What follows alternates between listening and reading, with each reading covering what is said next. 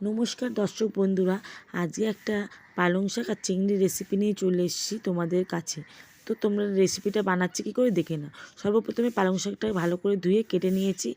আর এখানে দেখো চিংড়ি মাছটা শুকনো চিংড়ি, এটাকে কিন্তু আমি গরম জল দিয়ে ভিজিয়ে রেখেছিলাম, তারপরে একটু ভালো করে ধুয়ে ঠান্ডা জলে একটু ভিজিয়ে রেখেছি। আর এখানে দেখো তার জন্য লাগছে হচ্ছে আমাকে একটা মিডিয়াম সাইজের পেঁয়াজ আর কয়েকটা রসুন গ্রেট করে রেখে দিচ্ছি। কড়াইয়ের মধ্যে আমি রিফাইন তেল দিচ্ছি, তোমরা চাইলে সর্ষের তেলে এটা ইউজ করতে পারো। তো দেখো রিফাইন তেলটা দেওয়ার পর তেলটা গরম হয়ে যাওয়ার পর তার মধ্যে দুটো শুকনো লঙ্কা কেটে দিয়েছি আর দিয়েছি ওই কুচনো পেঁয়াজটা দিয়ে খুব ভালো করে নাড়াচাড়া করে নেবো, একটু ভাজা ভাজা করে নেবো ভালো করে। তো দেখতে থাকো আর সঙ্গে তো আশা করি এই ভিডিওটা তোমাদের খুব উপকারে লাগবে। তো দেখো পেঁয়াজটা একটু লাল লাল হয়ে আসলে আমি যে রসুনটা গ্রেট করে রেখেছিলাম সেই রসুনটা দিয়ে দেবো। তো রসুনটা দিয়ে একটু পেঁয়াজ আর রসুনটা খুব ভালো করে ভেজে নেবো।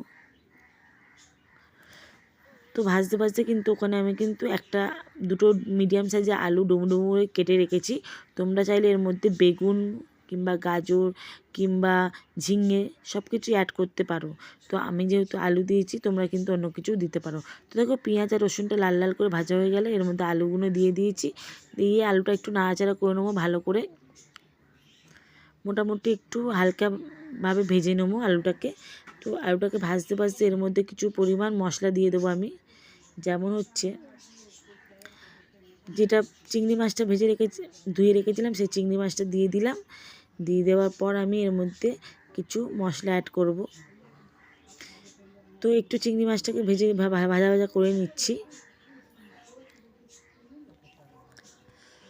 তো দেখো বন্ধুরা, চিংড়ি মাছটা ভাজা ভাজা হয়ে গেছে। এরপরে একটু হলুদ গুঁড়ো দিয়ে দেবো আর সামান্য একটু চিনি দিয়ে দেবো। তো দেখো হলুদটা দিয়ে একটু নাড়াচাড়া ভালো করে নিচ্ছি। আর একটুখানি দিয়ে দেবো হচ্ছে আমি চিনি পরিমাণ মতো। তোমরা কিন্তু চিনিটা দিতেও পারো কিংবা নাও দিতে পারো, এটা তোমাদের মনের মতো করে দিতে পারো। তো দেখো চিনিটা দিলে একটু স্বাদটা বেড়ে যায়, সেই জন্যই আমি দিলাম চিনিটা। তো চিনিটা দেওয়ার পর সামান্য একটু জল দিয়ে কষিয়ে নেবো মশলাটাকে খুব ভালো করে। তো দেখো বন্ধুরা, ভালো করে মশলাটা কষিয়ে নিচ্ছি আমি। তো মোটামুটি এখানে হয়ে গেলে কষানোটা, তো তার মধ্যে আমি দিয়ে দেব ধুয়ে কেটে রাখা শাকটা।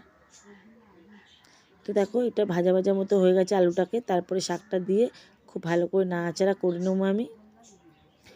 যদি গরম ভাতে এটা দেওয়া হয় তাহলে কিন্তু আর কিছু লাগবে না, মোটামুটি এই শাক ভাত দিয়েই ভাতটা পুরো খাওয়া হয়ে যাবে। তো দেখো আমি এটা দিয়ে জলটা মজে গেছে শাকের, তো এটাকে চাপা দিয়ে কিছুক্ষণ রেখে দেবো যাতে আলুটা আর শাকটা ভালোভাবে সিদ্ধ হয়ে যাক। আর এই দেখো বন্ধুরা, আলুটা সিদ্ধ হয়ে গেছে। তারপরে কিন্তু আমি লবণটা দিলাম, কারণ লবণের পরিমাণটা তোমরা হয়তো অনেকেও বুঝতে পারো না, বেশি কম হয়ে যায়, সেই জন্যেই আমি লবণটা সবার শেষে মানে নামানোর 5 থেকে 7 মিনিট আগে দিয়ে দেবো লবণটা। তো লবণটা দিয়ে খুব ভালো করে নাড়াচাড়া করে নিচ্ছি আমি। এবারে কিন্তু আমার মোটামুটি শাক ভাজাটা রেডি হয়ে গেছে একেবারেই। আর এই শাক ভাজাটা খেতে কিন্তু দারুণ হয়েছিল। তারপরে দুই মিনিটের মতো আমি চাপা দিয়ে রেখে দিচ্ছি যাতে লবণটা মানে সব সমানভাবে আলুর মধ্যে প্রবেশ করতে পারে, সেই জন্যে। তো দেখো বন্ধুরা, নাড়াচাড়া করে নিচ্ছি খুব সুন্দর করে। আর এই দেখো আমার রেডি হয়ে গেছে রান্নাটা।